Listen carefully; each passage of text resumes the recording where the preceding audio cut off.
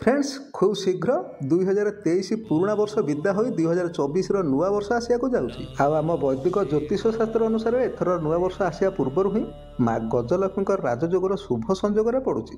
तेणु आसुवा नुआ वर्षटी समस्त नुआ आशा नुआ विश्वास एवं किछि नुआ समस्या सहित मुकाबिला कर समय आसुछि। प्राय प्रत्येक लोक आसुवा नुआ वर्षटी सेमानक जीवन में किपरि सफलता खुशी एवं आनंद भरीज से विषय चिंता करथांती। पुराणा वर्ष में बाकी रही प्रत्येक अधूरा काम जेपरि नुआ वर्ष पूर्ण हम आसुवा नुआ वर्षटी चाकरी बिजनेस धन दौलत प्रेम तथा शरीर उपर किपरि प्रभाव पकेब से विषय जानिया चाहती। एभली प्रश्नर उत्तर जानिया ज्योतिष शास्त्र वार्षिक राशिफल साहाय्य ताहले आपण जानिनतु 12 राशिंकर आसुवा नुआ वर्षटी किपरि कटिबो। मेष राशि फ्रेंड्स मेष राशि स्वामी होउछंती मंगल जहाँ जीवन में पराक्रम एवं उत्साहकारक होता है। मेष राशि जातक सुंदर आकर्षक एवं कलात्मक होता भूल एवं ठीक परीक्षार एक स्वतंत्र दृष्टि से रही है। मेष राशि आराध्य देवता होउछंती भगवान हनुमान। मेष राशि भाग्यशाली रंग होउछि लाल।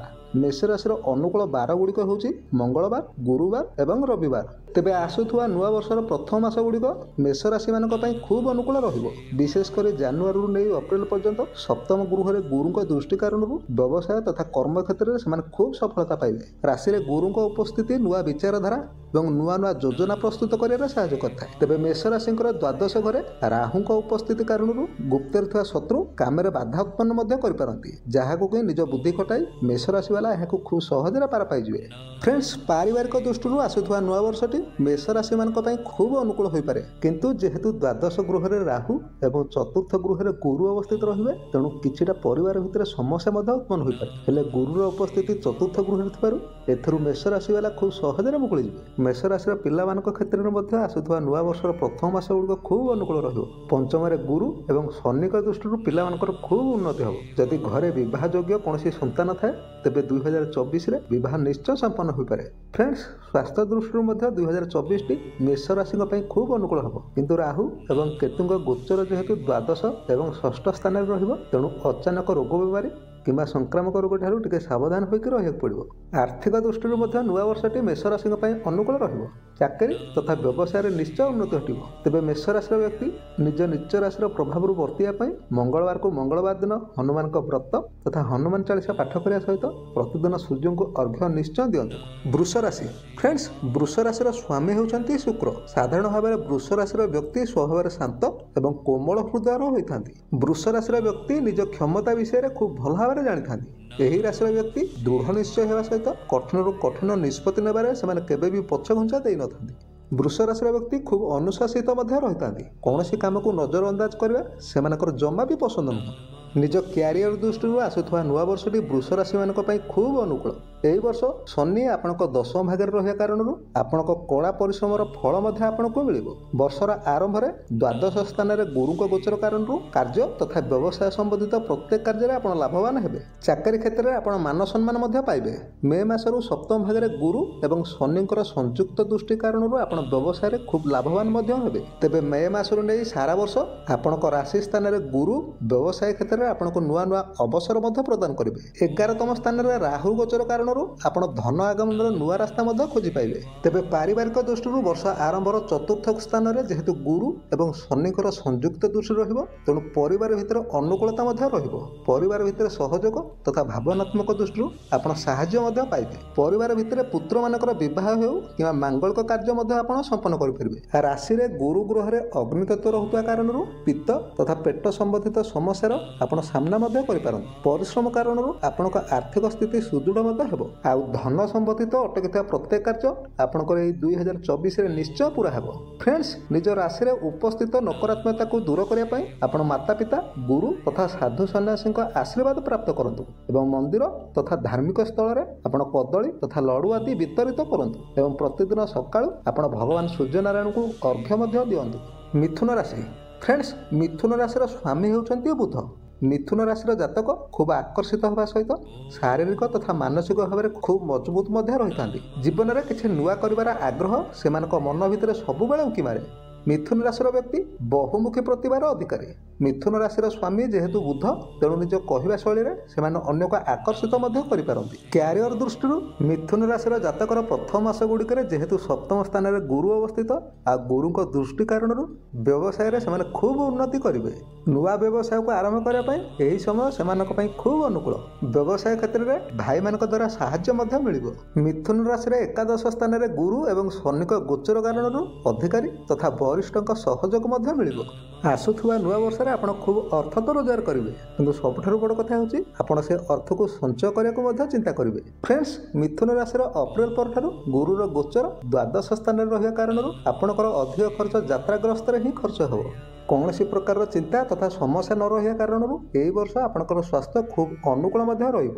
ମିଥୁନ ରାଶିର ତୃତୀୟରେ ଯେହେତୁ ଗୁରୁର ଦୃଷ୍ଟି ରହିବ, ତେଣୁ ଆପଣ ସାମାଜିକ ପ୍ରତିଷ୍ଠା ମଧ୍ୟ ଲାଭ କରିବେ। ଆଉ ପଞ୍ଚମ ସ୍ଥାନରେ ଗୁରୁ ଗ୍ରହ ଦୃଷ୍ଟି କାରଣରୁ ଆପଣଙ୍କ ପିଲାଙ୍କ ଉନ୍ନତିରେ ମଧ୍ୟ ବୃଦ୍ଧି ଘଟିବ। ନୂଆ କରି ବିବାହ କରିଥିବା ବ୍ୟକ୍ତିଙ୍କ ଜୀବନରେ ସନ୍ତାନ ପ୍ରାପ୍ତି ମଧ୍ୟ ଘଟିବ, କିନ୍ତୁ ଅପ୍ରିଲ ମାସ ପରଠାରୁ ଏଥିରେ ସାମାନ୍ୟ ପ୍ରଭାବ ମଧ୍ୟ ପଡ଼ିପାରେ, ତେଣୁ ସେଥିପ୍ରତି ବିଶେଷ ଧ୍ୟାନ ଦେବା ମଧ୍ୟ ଆବଶ୍ୟକ। ଯେହେତୁ ଏପ୍ରିଲ ମାସ ପରଠାରୁ ମିଥୁନ ରାଶିରେ ପ୍ରତିକୂଳ ପ୍ରଭାବ ପଡ଼ିବ, ତେଣୁ ସ୍ୱାସ୍ଥ୍ୟ ଉପରେ ମଧ୍ୟ ଏହାର ପ୍ରଭାବ ପଡ଼ିବ। ତେଣୁ ନିୟମିତ ଯୋଗାଭ୍ୟାସ ତଥା ବ୍ୟାୟାମ ପ୍ରତି ଦୃଷ୍ଟି ଦିଅନ୍ତୁ। ଆର୍ଥିକ ଦୃଷ୍ଟିରୁ ମିଥୁନ ରାଶିରେ ଏକାଦଶ ସ୍ଥାନରେ ଗୁରୁଙ୍କ ପ୍ରଭାବ କାରଣରୁ ଧନ ଆଗମନର ରାସ୍ତା ନିରନ୍ତର ଭାବରେ ବହିବ। ବର୍ଷ ତମାମ ଧନ ଆଗମନରେ ବୃଦ୍ଧି ଘଟିବା ସହିତ ଏହି 2024 ମସିହାଟି ଆପଣଙ୍କ ପାଇଁ ଖୁବ୍ ଅନୁକୂଳ ରହିବ। ତେବେ ମିଥୁନ ରାଶିର ନକାରାତ୍ମକତାକୁ କାଟିବା ପାଇଁ ଗୁରୁବାର ଦିନ ଆପଣ ଚଣା ଡାଲି, କଦଳୀ ତଥା ବେସନର ଲଡୁ ଏବଂ ହଳଦିଆ ବସ୍ତୁକୁ ଦାନ କରନ୍ତୁ ଏବଂ ବୁଧବାର ଦିନ ଆପଣ ଭଗବାନ ଗଣେଶଙ୍କୁ ଦୁବ ମଧ୍ୟ ଅର୍ପଣ କରନ୍ତୁ। କର୍କଟ ରାଶି।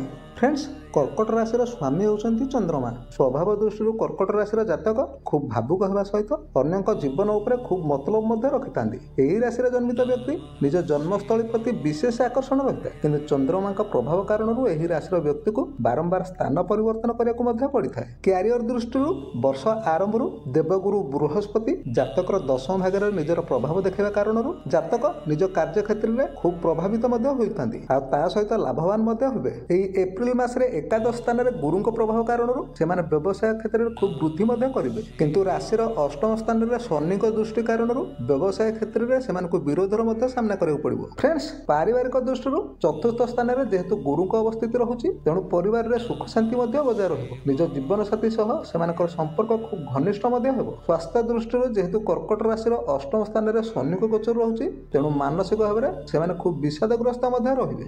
ଆଉ ଯେହେତୁ ଅଷ୍ଟମରେ ଶନିଙ୍କ ଗୋଚର ରହୁଛି, ତେଣୁ ଋତୁଜନିତ ବେମାରୀରେ ମଧ୍ୟ ପଡ଼ିପାରନ୍ତି। ଅବଶ୍ୟ ଅପ୍ରିଲ ମାସ ପର୍ଯ୍ୟନ୍ତ ଯେହେତୁ ଗୁରୁଙ୍କ ଗୋଚର ଦଶମ ସ୍ଥାନରେ ରହିବ, ତେଣୁ ଅପ୍ରିଲ ମାସ ପର୍ଯ୍ୟନ୍ତ ସ୍ୱାସ୍ଥ୍ୟର ଅନୁକୂଳ ମଧ୍ୟ ରହିବ, କିନ୍ତୁ ଅପ୍ରିଲ ପରଠାରୁ ସେମାନଙ୍କୁ ସ୍ୱାସ୍ଥ୍ୟ ପ୍ରତି ବିଶେଷ ଧ୍ୟାନ ରଖିବା ଉଚିତ। ଆର୍ଥିକ ଦୃଷ୍ଟିରୁ ଦ୍ୱିତୀୟ ସ୍ଥାନରେ ଗୁରୁ ଏବଂ ଶନିଙ୍କ ପ୍ରଭାବ କାରଣରୁ ଭୂମି ତଥା ବାହନ ପରି ବସ୍ତୁ ପ୍ରାପ୍ତ ମଧ୍ୟ କରିପାରନ୍ତି। ଅପ୍ରିଲ ପରେ ଏକାଦଶ ସ୍ଥାନରେ ଗୁରୁ ଗ୍ରହ ଗୋଚର କାରଣରୁ ଆପଣଙ୍କର ଅଟକିଥିବା ଧନ ପୁଣି ଆପଣଙ୍କୁ ମିଳିପାରେ, ଆଉ ତା ସାଙ୍ଗରେ ଆପଣଙ୍କ ଧନ ଆଗମନରେ ମଧ୍ୟ ବୃଦ୍ଧି ଘଟିବ। ଫ୍ରେଣ୍ଡସ୍, ଅଷ୍ଟମରେ ଶନିଙ୍କ ଦୃଷ୍ଟି କାରଣରୁ ଆପଣଙ୍କୁ ଅଚାନକ ଧନ ପ୍ରାପ୍ତି ମଧ୍ୟ ଘଟିପାରେ, କିନ୍ତୁ କୌଣସି ଜାଗାରେ ନିବେଶ କରିବା ପୂର୍ବରୁ ଆପଣ ଥରୁଟେ ଭାବିଚିନ୍ତି ନିବେଶ କରନ୍ତୁ, ଅନ୍ୟଥା ଲାଭ ବଦଳରେ ଆପଣଙ୍କର ହାନି ମଧ୍ୟ ହୋଇପାରେ। ତେବେ କର୍କଟ ରାଶିର ନକାରାତ୍ମକକୁ କାଟିବା ପାଇଁ ଆପଣ ମଙ୍ଗଳବାର ଓ ଶନିବାର ଦିନ ହନୁମାନ ମନ୍ଦିରକୁ ଯାଇ ଆପଣ ଭଗବାନ ହନୁମାନଙ୍କୁ ଦର୍ଶନ କରନ୍ତୁ ଏବଂ ହନୁମାନ ଚାଳିଶାକୁ ପାଠ କରନ୍ତୁ, ଆଉ ଯଦି ସମ୍ଭବ ହୁଏ ତେବେ ସୁନ୍ଦରକାଣ୍ଡ ମଧ୍ୟ ପାଠ କରନ୍ତୁ। ସିଂହ ରାଶି।